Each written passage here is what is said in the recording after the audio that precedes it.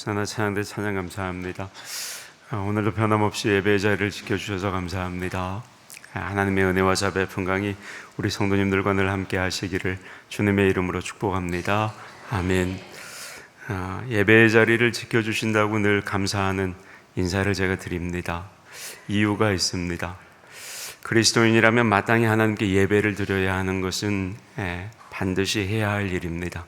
그러나 그 하나님의 부르심에 나와 예배를 드리려면 우리는 내 자신을 이겨야 합니다.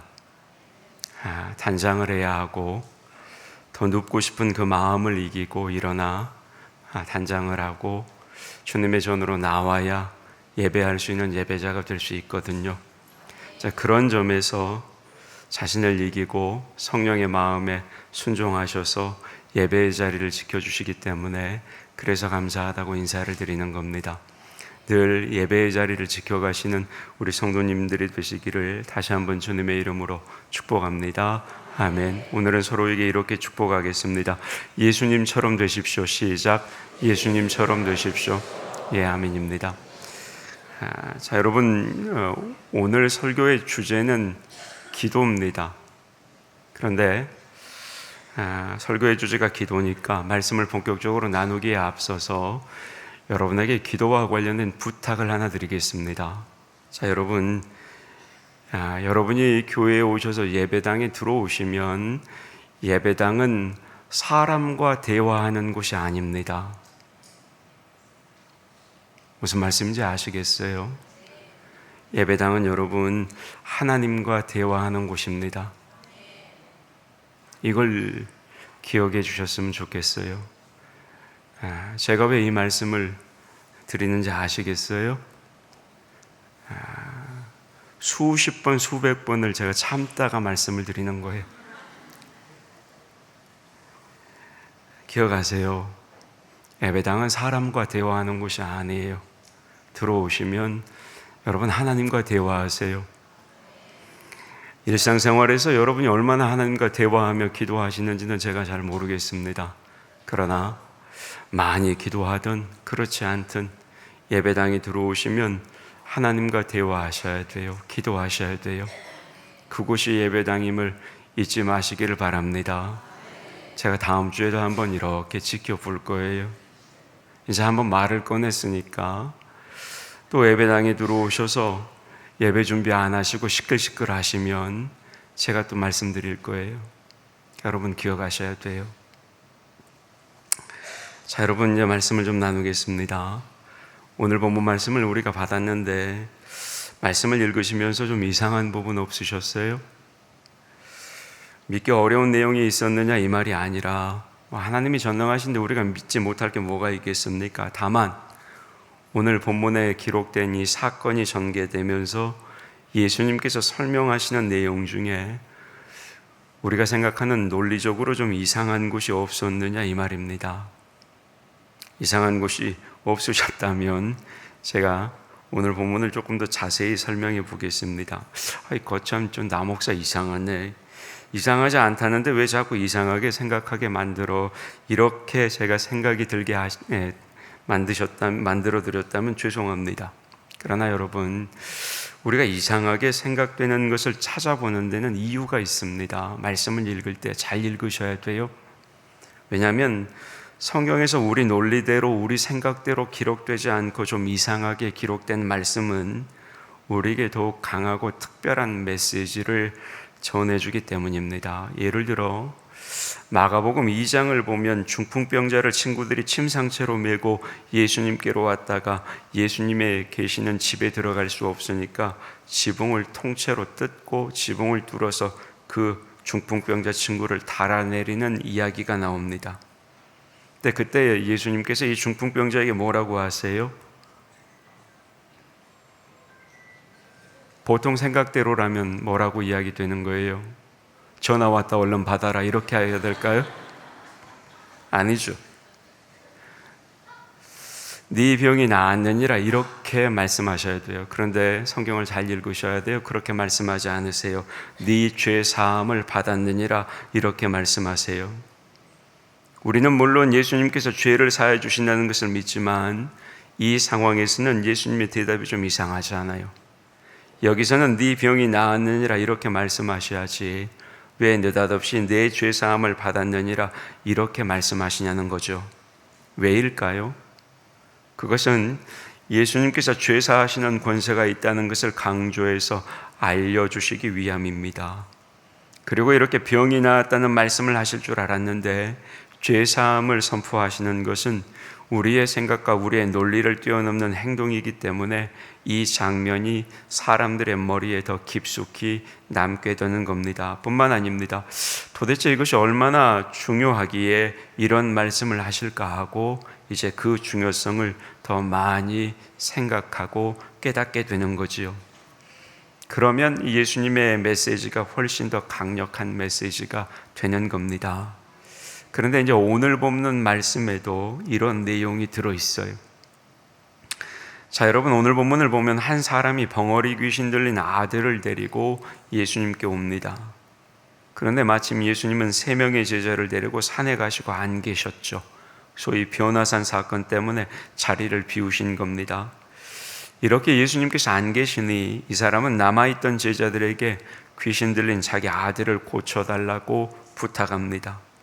당연히 9명의 제자들이 고치려고 노력을 했겠죠. 그럼에도 제자들 중 그 누구도 이 귀신 들린 아들을 고치지 못합니다. 자, 여러분, 여기도 좀 이상한 장면이 하나가 있어요. 안 이상하세요? 제자들이 귀신을 쫓아내지 못했다는 게 안 이상하시냐고요?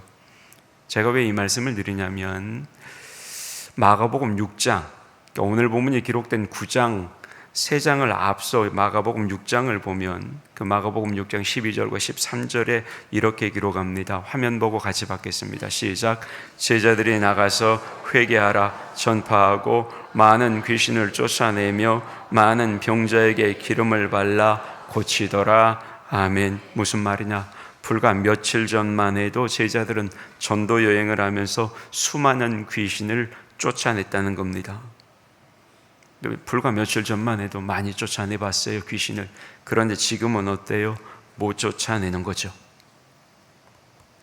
오늘 본문을 읽어보면 사실 제자들은 자기들이 귀신을 쫓아낼 수 있을 거라고 틀림없이 생각했습니다. 그래서 아이의 아버지가 제자들에게 귀신을 쫓아내려고 부탁했을 때 사양하지 않고, 아니 예수님 오실 때까지 좀 기다립시다 이렇게 말하지 않고 자기들이 쫓아내려고 시도했던 겁니다.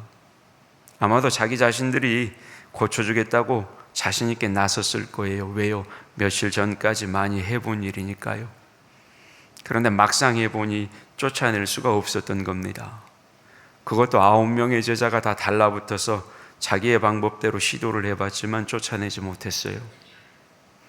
아마 제자들 자신도 이것이 이상했을 겁니다. 아니 얼마 전에는 별놈의 귀신들도 다 쫓아냈는데 왜 지금은 안 될까? 도대체 쫓아내지 못하는 이유가 뭘까? 그래서 어떻게 해요? 나중에 이 일이 마무리된 후에 자신들이 왜 귀신을 쫓아내지 못했는지를 예수님께 물었던 겁니다. 그래서 한편 아들의 이 아버지는 몹시 실망하지요. 예수님만 찾아오면 될 줄 알았는데 믿었던 예수님은 안 계시고, 그럼에도 그나마 신라 같은 희망을 품은 제자들마저 아들을 고쳐주질 못하니 이 아버지는 몹시 실망하게 됩니다. 또한 그나마 가지고 있었던 예수님에 대한 믿음마저 약해져 버려요. 어떻게 할 수 있느냐? 오늘 본문 22절에 예수님께 확신 없이 뭐라도 좀 하실 수 있거든 도와달라고 말했다가 예수님께 크게 꾸중 듣는 장면을 보면 이것을 우리가 알 수 있는 거죠. 뿐만 아닙니다. 오늘 본문 14절을 보면 제자들이 귀신을 쫓아내지 못하자 이 일로 말미암아 제자들은 서기관들과 논쟁까지 벌이게 됩니다. 그러니까 한심한 상황이 지금 벌어진 겁니다.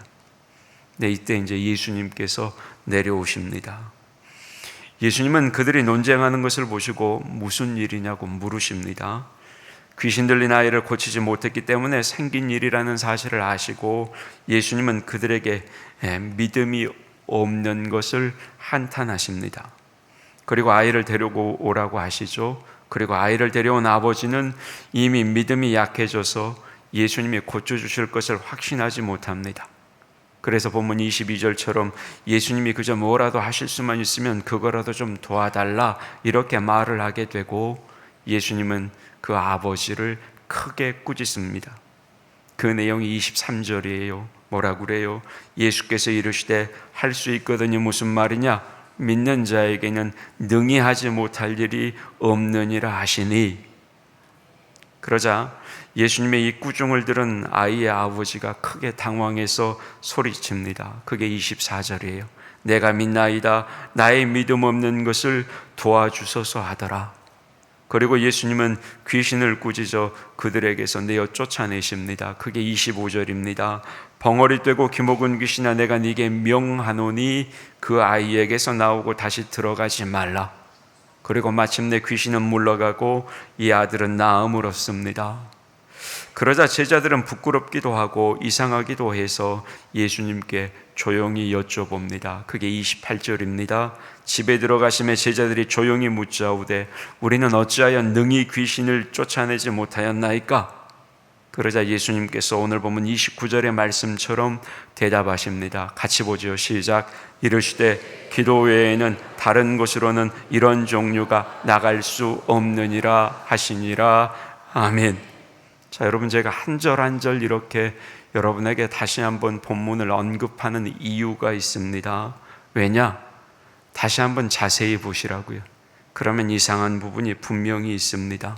한 번 더, 조금 더 이상한 부분을 찾아볼까요? 자, 여러분, 오늘 본문에서 제자들이 왜 귀신을 쫓아내지 못했을까요? 29절 예수님의 말씀을 인용하면 뭐예요?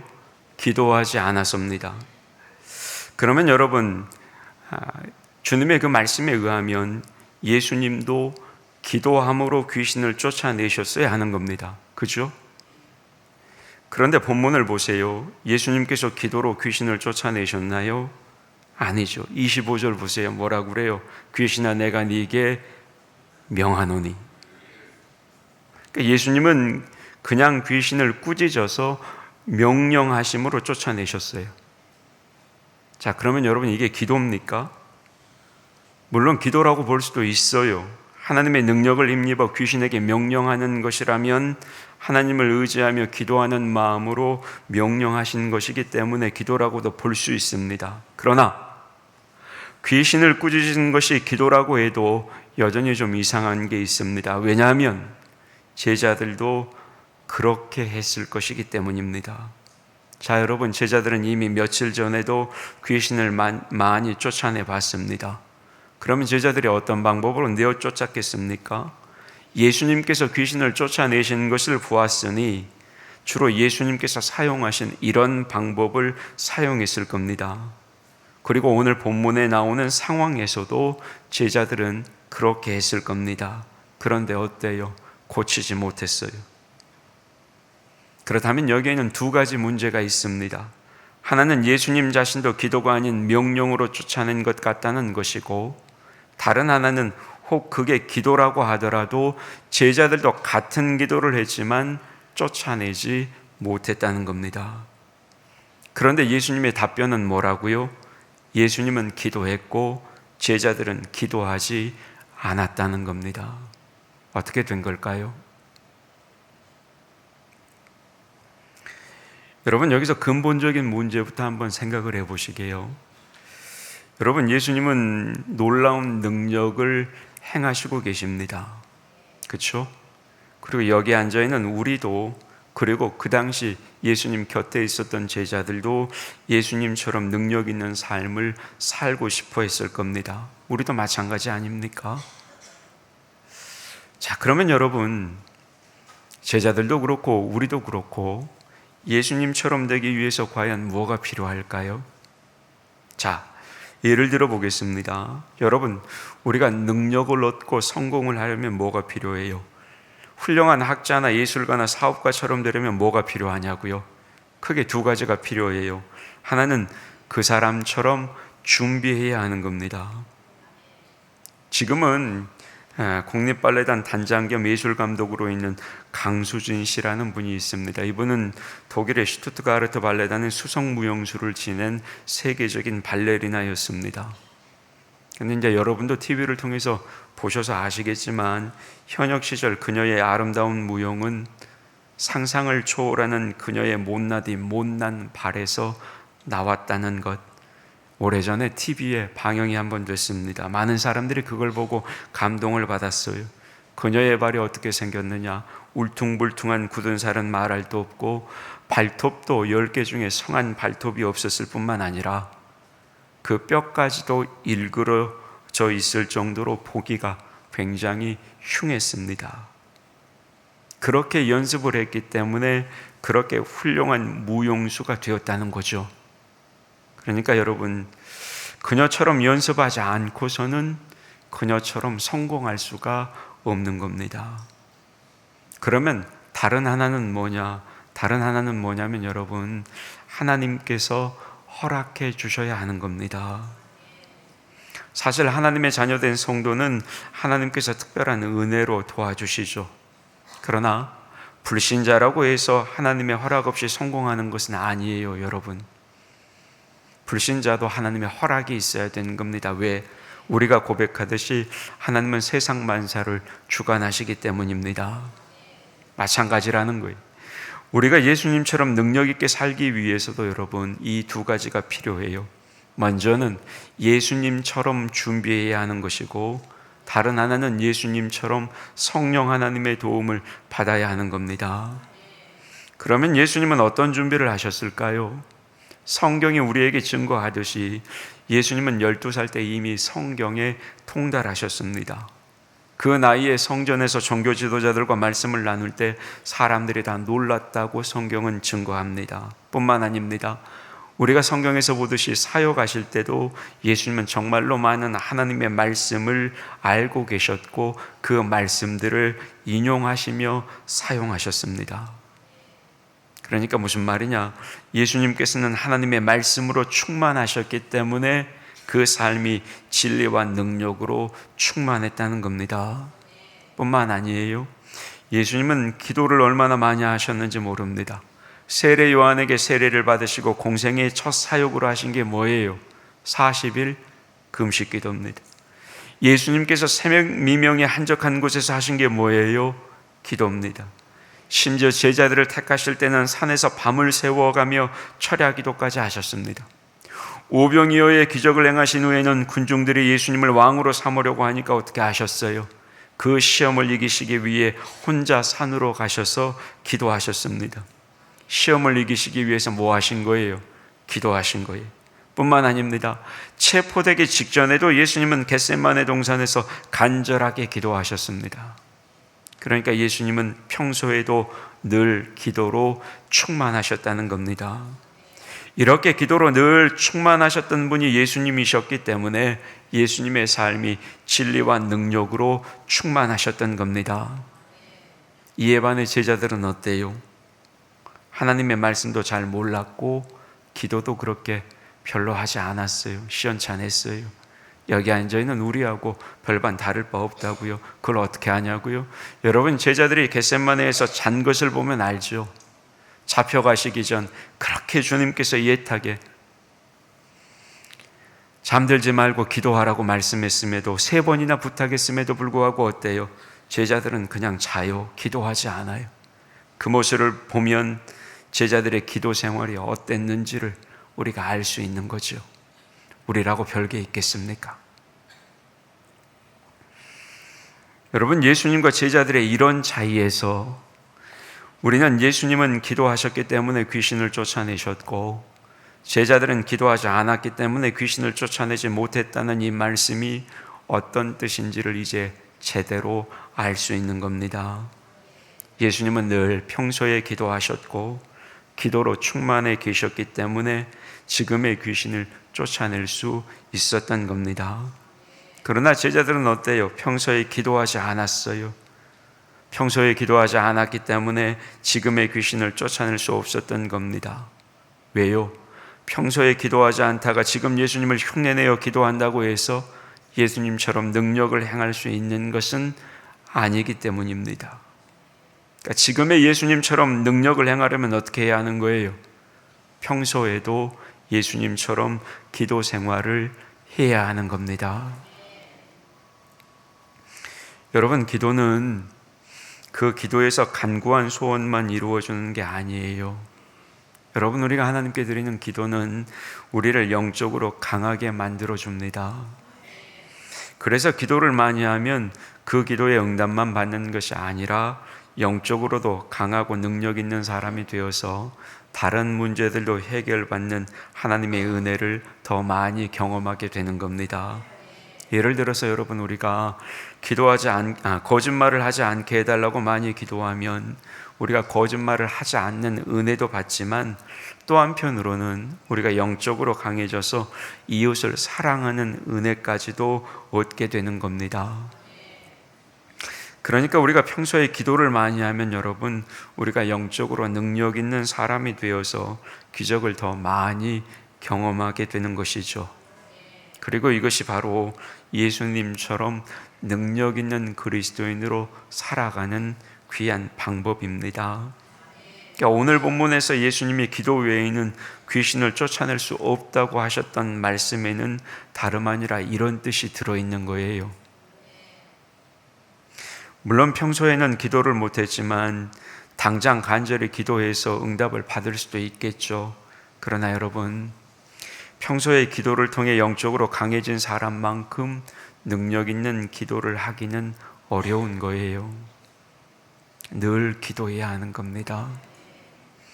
따라서 여러분, 여기 앉아있는 우리도 평소에도 늘 많이 기도할 수 있기를 주님의 이름으로 축복합니다. 우리가 기도를 많이 하면 우리 각자도 영적으로 강해지겠지만 다름 아니라 여러분, 우리 교회가 영적으로 강해지고 능력 있는 교회가 되는 겁니다. 제가 우리 교회를 섬기면서 사실 말씀을 굉장히 중요하게 여기는 것은 사실입니다. 그러나 말씀을 중요하게 여긴다고 해서 기도를 소홀히 하는 것은 아니에요. 사실 여러분, 우리 교회도 말씀 관련된 시간보다는 기도하는 시간이 훨씬 더 많아요. 특정한 부서의 모임 말고 전교인을 대상으로 하는 성경 공부와 기도의 시간을 비교하면 여러분, 한 주일에 기도하는 시간이 훨씬 더 많아요. 뿐만 아니에요. 우리 교회에는 기도팀들이 있습니다. 공식적으로는 릴레이 중보 기도팀도 있고 주일 아침 주일 예배를 위해서 기도하시는 예배 중보 기도팀도 있습니다. 비공식적인 기도팀도 있어요. 각자 기도의 모임이 있어서 그 팀끼리 기도하시는 기도팀들도 비공식적으로도 계십니다. 따라서 여러분, 개인적으로도 기도하셔야 하겠지만 교회의 이런 공식적이고 비공식적인 기도 시간에도 많이 참여하셔서 기도해야 하는 겁니다. 예수님께서 하나님의 말씀과 기도로 충만하셔서 능력 있는 사역을 하셨던 것처럼 우리도 하나님의 말씀과 기도로 충만해야 여러분, 능력 있는 그리스도인이 되는 것이고, 그래야 하나님의 더 놀라운 은혜를 경험하게 되는 겁니다. 나도 그렇게 되겠지만 여러분, 내가 몸담고 있는 신앙의 터전인 우리 나주교회도 능력이 넘치게 되는 거예요. 그래서 여러분, 기도해야 하는 겁니다. 그런데 여러분, 오늘 본문에는 이상한 게 또 하나 있어요. 아따, 저 남목사 이상한 것도 많다. 이상하니까 이상하다 그러는 거죠. 자, 여러분, 오늘 마지막 29절 말씀을 보면 제자들이 기도를 안 해서 귀신을 쫓아내지 못한 것 같지만 제자들이 귀신을 쫓아내지 못한 것을 보시고 예수님께서 맨 처음에 하신 말씀은 좀 달라요. 뭐라고 말씀하셨습니까? 오늘 보면 19절 보세요. 19절 같이 봅니다. 시작. 대답하여 이르시되 믿음이 없는 세대여, 내가 얼마나 너희와 함께 있으며 얼마나 너희에게 참으리요. 아멘. 자, 여러분, 이 말씀은 제자들이 믿음이 없어서 귀신을 쫓아내지 못했다는 뜻입니다. 아울러 예수님은 본문 23절에서도 이 아들의 아버지를 보고도 믿는 자에게는 능치 못할 일이 없다고 말씀하셨고, 주님의 이 말씀을 들은 이 아버지도 자기의 믿음 없는 것을 도와달라고 고백을 합니다. 따라서 분명히 제자들은 믿음이 없어서 귀신을 쫓아내지 못한 겁니다. 그러면 여러분, 제자들이 왜 자기들은 귀신을 쫓아내지 못했냐고 예수님께 물었을 때 예수님이 너희가 믿음이 없어서 그랬다 이렇게 대답하셔야 하는 게 맞는 거지요. 그런데 예수님은 마지막 29절 말씀에는 너희가 기도가 없어서 쫓아내지 못했다 이렇게 대답하셨습니다. 안 이상하나요? 죄송합니다. 저만 이상해서. 그런데 여러분, 예수님께서 이렇게 앞뒤가 다르게 대답하시는 것은 중요한 의미가 있기 때문입니다. 자, 여러분, 예수님의 이 말씀은 무슨 말이냐면 믿음과 기도가 본질적으로 같은 것이다 이 뜻입니다. 자, 여러분, 믿음이 뭐예요? 믿음은 의지하는 겁니다. 왜 의지합니까? 도움이 필요하기 때문에 의지하는 겁니다. 결국 믿음은 도움을 바라며 의지하는 게 믿음입니다. 그렇죠? 그런데 이게 뭐예요, 여러분? 이게 기도잖아요. 뿐만 아닙니다. 기도는 믿음으로 해야 합니다. 믿음 없는 기도는 기도가 아니에요. 여러분, 기도는 내 자신의 믿음을 말로 표현하는 것이 기도입니다.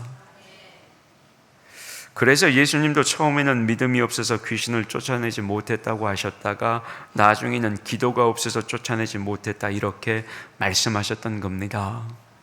여러분, 기도는 잘 들으세요. 자기 생각이나 자기 감정에 따라 부르짖는 게 아니에요. 진정으로 주님을 믿고 의지하며 도움을 청하는 것, 여러분, 그게 기도입니다. 그렇다면 제자들이 귀신을 쫓아내기 위해 나름대로 기도했는데도 기도하지 않았다고 예수님께서 말씀하시는 것은 어떤 뜻이 되는 거예요? 제자들이 귀신을 쫓아내기 위해 한 기도가 믿음 없는 기도였다 이 말씀입니다. 예수님이 말씀하시는 거예요. 너희의 기도가 믿음이 없구나. 그런데 이것도 좀 이상해요. 왜? 제자들이 귀신이 나가기를 기도하고 명령하면서 여러분, 귀신이 나갈 것으로 믿었을까요? 안 믿었을까요? 믿었겠죠. 실제로 제자들은 귀신을 쫓아낼 수 있을 것으로 믿었어요. 그럼에도 불구하고 예수님은 그런 제자들에게 믿음이 없다라고 말씀하셨던 겁니다.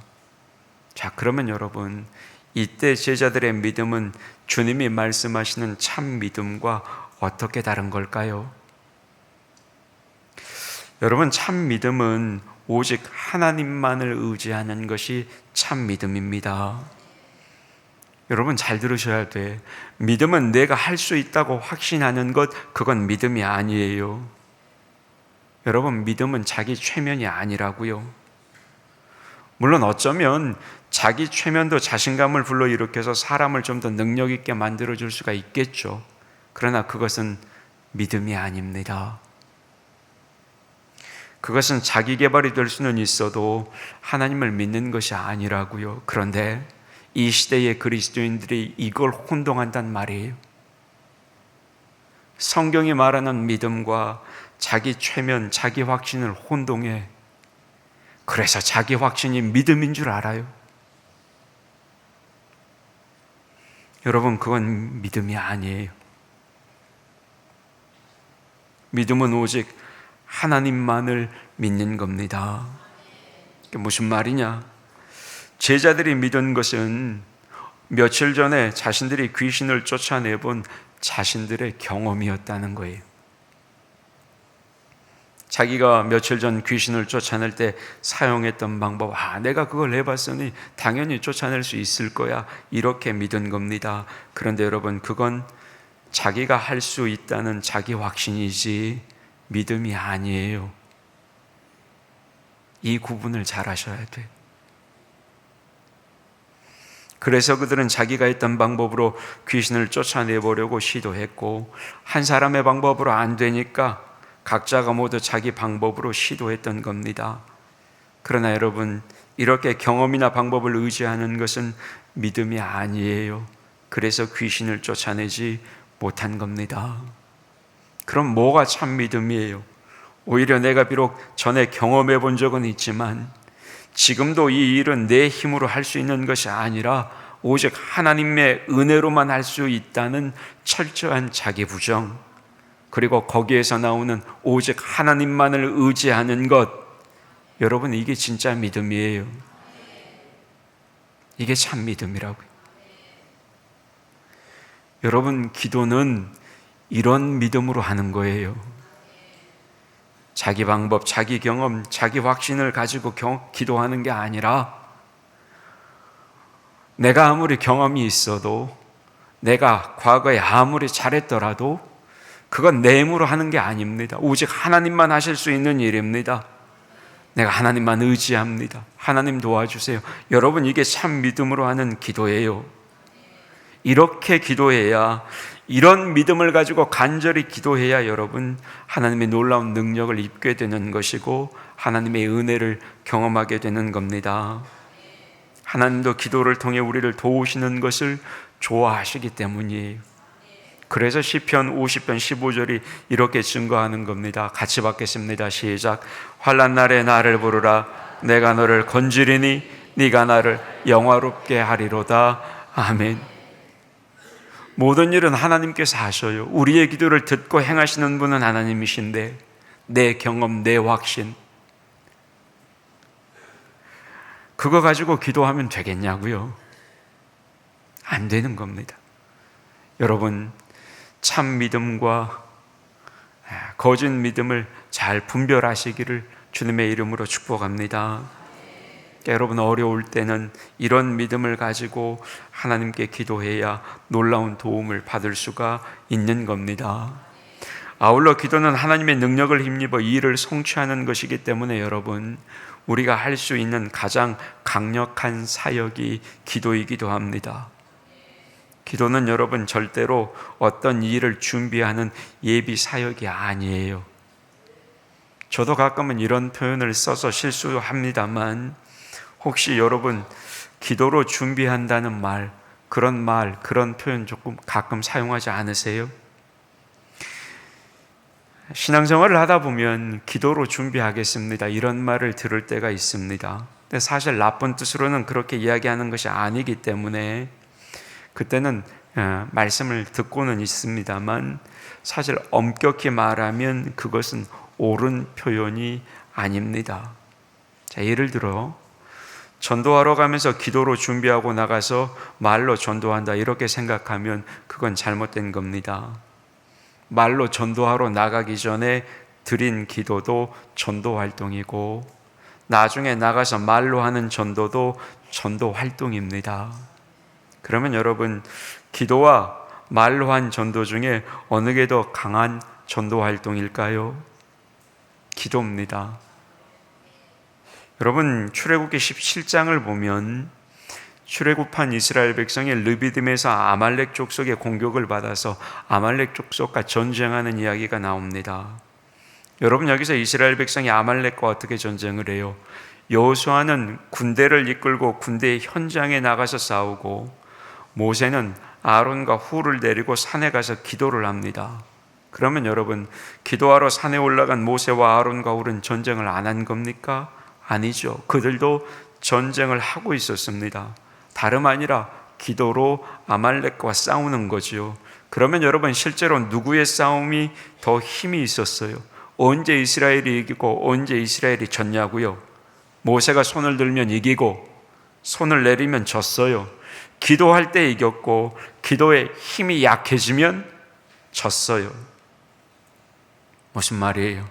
물론 여러분, 군대를 이끌고 전쟁터에 나가 싸우는 장수도 필요하고 군대도 필요합니다. 그러나 진짜 전쟁의 승패가 달린 것은 뭐예요? 기도였다는 겁니다.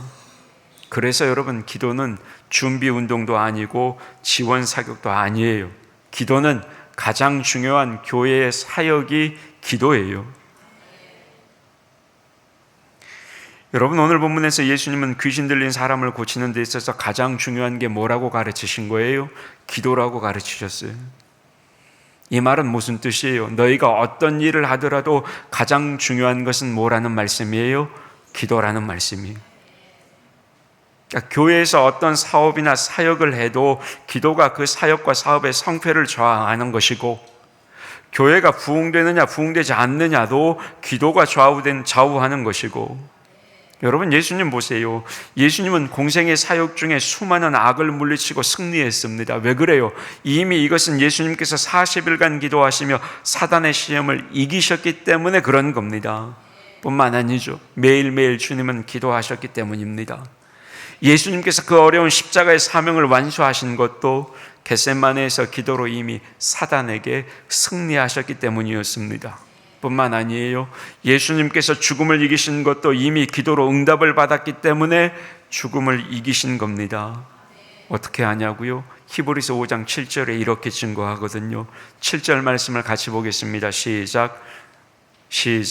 그는 육체에 계실 때에 자기를 죽음에서 능히 구원하실 이에게 심한 통곡과 눈물로 간구와 소원을 올렸고 그의 경건하심으로 말미암아 들으심을 얻었느니라. 아멘. 하나님께 애타게 기도했을 때 너희가 그 십자가의 죽음도 이길 것이라는 하나님의 음성을 들었던 거죠. 이렇듯 여러분, 진정한 기도가 우리의 삶과 우리의 사역을 성공으로 이끌어가는 겁니다. 예수님께서는 자신의 삶을 통해서 이걸 분명히 보여주셨고 가르치셨던 겁니다. 자, 이제 말씀들을 마무리하겠습니다. 성도 여러분, 제자들은 기도하지 않아서 귀신을 쫓아내지 못했고 예수님은 기도하셨기 때문에 쫓아낼 수 있었습니다. 사실 여러분, 귀신 들린 이 아이를 대하는 행동을 보면 예수님과 제자들 사이에 별 차이가 없습니다. 그런데도 왜 예수님은 기도가 있었고 왜 제자들은 기도가 없었을까? 예수님은 평소에 기도하셨고 제자들은 평소에도 기도를 하지 않았기 때문입니다. 그러면 여러분, 진짜로 제자들이 전혀 기도하지 않았을까요? 여러분, 제자들이 누구예요? 제자들은 예수님께 기도를 가르쳐 달라고 했던 사람들입니다. 제자들은 유대인들은 하루에 3번 시간을 정해놓고 꼬박꼬박 기도했던 사람들입니다. 따라서 제자들이 기도하지 않았느냐? 아니, 이들도 기도를 했어요. 그러나 그들의 기도는 하나님 앞에 자신들의 마음을 모으는 간절한 기도, 참된 믿음으로 하는 기도가 아니었다는 겁니다. 그들은 이렇게 평소에 진실된 기도, 참 믿음으로 구하는 기도를 하지 않았기 때문에 그들에게는 능력이 없었던 겁니다. 따라서 여러분, 우리는 평소에도 늘 진실한 기도 생활을 해야 하는 겁니다. 말씀드린 참 믿음을 가지고 하나님께 구해야 하는 겁니다. 그것도 무슨 일이 있을 때만 구하는 것이 아니라 늘 시간이 있을 때마다 기도의 자리를 지키며 참 믿음으로 구하는 기도의 사람들이 되어야 하는 겁니다. 그래서 에베소서 6장 18절이 뭐라고 그래요? 우리에게 언제나 항상 깨어있어 기도하라고 말씀하시는 것이고, 우리가 잘 아는 데살로니가전서 5장 17절의 말씀도 쉬지 말고 기도하라고 우리에게 말씀하시는 겁니다. 그럼에도 여러분, 한 가지만 더 말씀드리면, 아무리 열심히 기도하고 아무리 많이 기도해도 기도의 방법이나 기도의 형식을 의지하면서 기도하면 여러분, 그 기도는 안 되는 겁니다. 예를 들어 이런 거예요. 내가 몇 시간 기도했으니까 응답되겠지. 내가 금식기도 많이 했으니까 응답되겠지. 내가 어떤 특정 장소에서 기도하고 내가 어떤 특정인에게 기도를 받았으니까 응답되겠지. 여러분, 이런 생각을 가지고 있다면 이 생각은 지우세요. 빨리 버리세요. 아무 쓸데없는 생각들이. 우리가 기도의 방법이나 형식을 취하는 건 여러분, 하나님께 온전히 집중하기 위해서 방법적인 도구로 취하는 것이지 그것이 우리의 기도의 본질이 되어서는 안 되는 겁니다. 그러니까 그런 생각은 지워야 하는 거예요. 버려야 하는 거예요. 그리고 오직 하나님만이 우리를 도와주셔야 한다고 하나님만을 철저하게 의지하며 간절히 기도해야 하는 겁니다. 하나님의 사랑과 하나님의 능력을 믿고 기도해야 하는 거예요. 이렇게 기도할 때 그 기도도 응답되고 우리 역시 영적으로 강건한 그리스도인이 되는 겁니다. 아울러 여기에 하나님의 말씀이 더해지면 어때요? 말씀과 기도로 충만해지니까 주님처럼 능력 있는 삶을 살게 되는 겁니다. 그리고 여기에 성령의 역사가 더해지면 어때요? 정말로 능력 있는 그리스도인의 삶을 살아가게 되는 겁니다.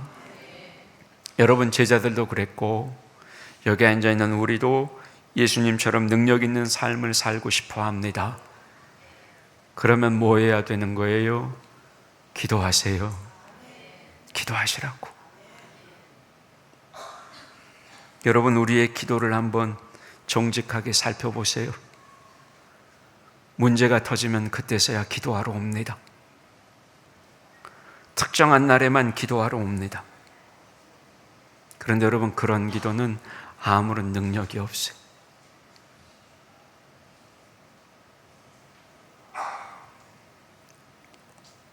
우리의 기도는 특별한 날에만 기도하는 기도가 아니고, 우리의 기도는 문제가 생겨서만 기도하는 것이 아니고, 우리에게 시간이 주어질 때마다 평소에도 늘 하나님께 기도해야 하는 겁니다. 그래야 여러분, 우리의 삶이 기도로 충만해지는 것이고, 그 충만한 삶이 능력 있는 그리스도인의 삶으로 이어지는 겁니다. 우리 나주교회 가족들 기억하시고 평상시에도 기도하셔서 예수님처럼 능력 있는 그리스도인의 삶을 살아가시기를 주님의 이름으로 축복합니다. 아멘. 하나님, 오늘도 하나님의 말씀을 듣게 하시니 감사합니다. 주시는 말씀은 언제나 나에게 주시는 말씀이요, 언제나 우리 신앙 공동체인 나주교회에게 주시는 하나님의 말씀임을 우리 모두가 잊지 않게 하여 주시옵소서. 하나님, 늘 항상 깨어있어 기도하지 못하는 우리를 용서해 주시고, 항상 깨어있어 기도하라는 주님의 말씀 앞에 우리의 기도 생활이 변화되는 주님의 은총을 경험하게 하여 주시옵소서. 문제가 생겼을 때만 기도하고 특별한 경우에만 기도하는 우리의 이기적인 기도 생활이 이제는 우리 삶의 가장 중요한 신앙생활의 습관이 되게 하셔서 언제 어디서나 기도하는 기도의 사람들이 우리 나주교회 가족들이 되게 하여 주시옵소서. 그래서 우리 삶이 예수님처럼 능력 있는 삶이 되는 그런 그리스도인들의 삶이 되게 하여 주시옵소서. 항상 깨어있어 기도하라 말씀하시는 예수님의 이름으로 기도하옵나이다. 아멘.